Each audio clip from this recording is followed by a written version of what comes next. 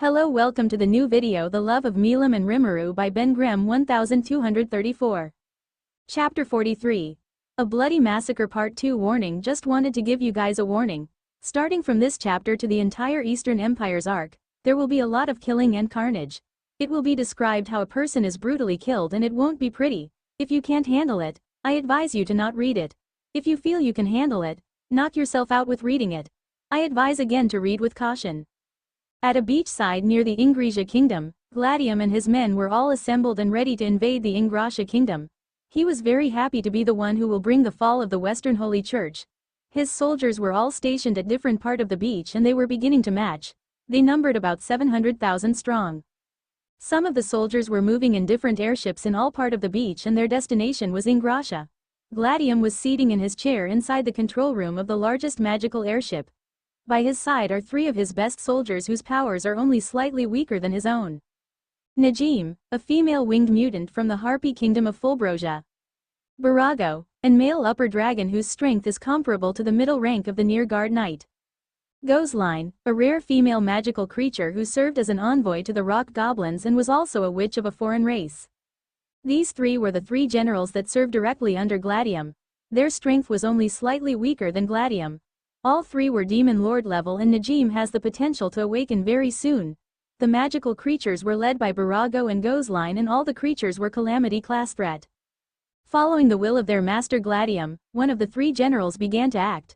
They scanned the soon-to-be battlefield and sported a lone woman standing in front of their army. The woman has purple hair and she was wearing a white shirt and black skirt.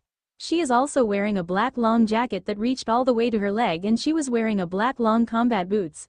She is also carrying a giant sword behind her back and she had her eyes closed. "Who do you think this is?" Najim asked. "I don't know, but she must have a death wish if she is challenging me," Gladium said with arrogance. "Should we go and take care of her?" Barago asked. "No need. Let one of the soldiers handle her quickly. The rest should resume the march to Ingrasha," Gladium commanded. Before the soldiers reached the road that will lead them to Ingrasha kingdom, the woman opened her eyes and shouted. "My name is Xian, faithful first secretary of Demon Lord Rimuru. I've been sent to give you a warning. Surrender or death. If you don't surrender, I have been instructed to leave no survivors." Anyone who knows Xian will know why she is putting emphasis on being the first secretary of Rimuru. The soldiers all stopped their march and looked at Xian like she has lost her mind. How can a single woman have the gut to say such things to an army of over 700,000 strong men? It made them laugh out loud at how ridiculous it sounds. "Ha ha ha ha ha. This woman got some spunk to her. Too bad I'm in a hurry to conquer Ingrasha or I would have fought her and made her my woman," Gladium said while smirking. "Don't worry, master. My men will personally deliver her head to you," Gozline said with her beautiful smile. "I look forward to it," Gladium said while laughing. Xian watched the soldiers approaching her with no intention of stopping. "I gave them a final warning like Lord Rimuru asked. Their deaths is because of their arrogance. No one will be left alive as Lord Rimuru has commanded," Xian said to herself. She drew her new weapon, true Hercules edge, and got into a battle stance. In the next instant, the scene that occurred can only be described as a bloodbath. Xian has grown considerably since her battle with Clayman. Back then, she was able to fight and subdue Clayman, who was an awakened demon lord. Clayman had enough magicules to rival Luminous Valentine and Xian bested him in a fight. The current Xian, whose magicules powers has grown even higher than an awakened demon lord, is more of a monster than before. Thanks to the blessing she received from Rimuru, her power has drastically improved and her unique skill is now strong enough to counter even an ultimate skill. In terms of power, the current Xian is strong enough to defeat half of the demon lords in the octagram. With this in mind, the poor soldiers whose strength can only be classified as B rank and A rank didn't stand a chance against Xian. To prove this fact is the death that is currently occurring among the soldiers. Xian slashed her sword in a horizontal way which sent an airwave that slashed and killed more than 50,000 of the Imperial soldiers. She used her superior speed to move to the soldiers and began to slash and kill them all. In under a minute, more than 150,000 soldiers has already been killed by Xian. The Imperial soldiers were not standing ideal either. The airships began to fire all their weapons at Xian, which consisted of magic bullets and missiles. Useless attacks. With those words uttered, Xian slashed her sword at the air, which caused the missiles to explode in the air. The impact of the explosion caused several of the airship to crash and burn. The magical beasts began to fire magical attacks from their mouth at Xian. The magical beasts were all giant size and most of them could fly. They were all special a rank threat. Xian looked at the creatures that were blowing magical attacks at her in annoyance. Thanks to her multi-dimensional barrier that was surrounding her, those attacks were perfectly blocked. Looking at all the beasts, Xian showed why she was considered one of the strongest subordinates under Rimuru by moving at a speed that exceeded that of light. While moving at a speed that can be said to be 12x faster than light, Xian slashed down all the magical beasts including those that were in the air. The shockwave from her speed killed many of the soldiers. It happened before the eye could blink, but in that instant, all the magical beasts in the battlefield were killed and more than half of the Imperial soldiers died from the shockwave of Xian's speed. With blood of the dead magical beast falling like rain and the blood of the dead soldiers dyeing the beach sand red, it turned into a bloodbath for Xian, who was standing in the middle of all this carnage. Gladium could not believe his eyes. In fact, he suspected that something was wrong with his sight. In not more than few minutes, more than half of his soldiers were slain by a single female Majin, and all the magical beasts that took more than 300 years to gather were ruthlessly butchered. This was too unbelievable, and he would not have believed it if it wasn't happening right before his very eyes. Master Gladium, let us go and face her. The soldiers doesn't stand a chance against such monster, Najim said to him. She is right, master. We must hurry before that girl kills all our soldiers, Barago said in haste. Please master, give us the word, Gozline said to him. Gladium stood up from his chair and shouted, all three of you are to follow me. We will crush that woman with everything we have. Yes sir, all three shouted. The soldiers were all in despair after witnessing the power of Xian. Most of them have dropped their weapons and accepted defeat. Who can blame them? More than half of their military strength have been killed in under a few minutes by a single woman. The reality was so shocking to them that they unconsciously accepted defeat. Though, it came too late, since Xian doesn't plan to let a single one of them go. The moment they refused her first warning, their lives was forfeited. Xian sent another air slash at one of the airships, which caused it to crash and explode. She was going to destroy another one, but she immediately jumped out of the way from a rain of feathers that was fired at her. Once she was at a safe distance, Xian looked up and saw 4 people in the air, looking at her. One looked to be of the same race as Gabiru, but he was blue in color. Another seems to be from the harpy race with her bird features like her wings and bird feet. Another looks like a female Majin with witch costume and a witch hat. And the last one looks a lot like former Demon Lord Carrion Beastman transformation. These 4 were the strongest in the army that was sent out to conquer Ingrasha, Gladium of the Beastman race, Najim of the harpy race, Barago of the dragon race, and Gozline the witch. Xian looked at the 4 in a calm way. I guess you 4 are the strongest in this camp.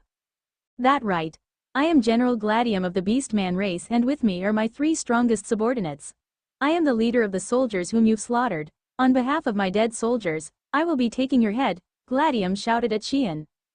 Ha ha ha ha ha ha. Xian laughed out loud. A weakling like you wants to take my head. It is 100,000 years too early for the 4 of you to beat me. Arrogant bitch. Najim snarled. How am I arrogant when I am only stating the truth?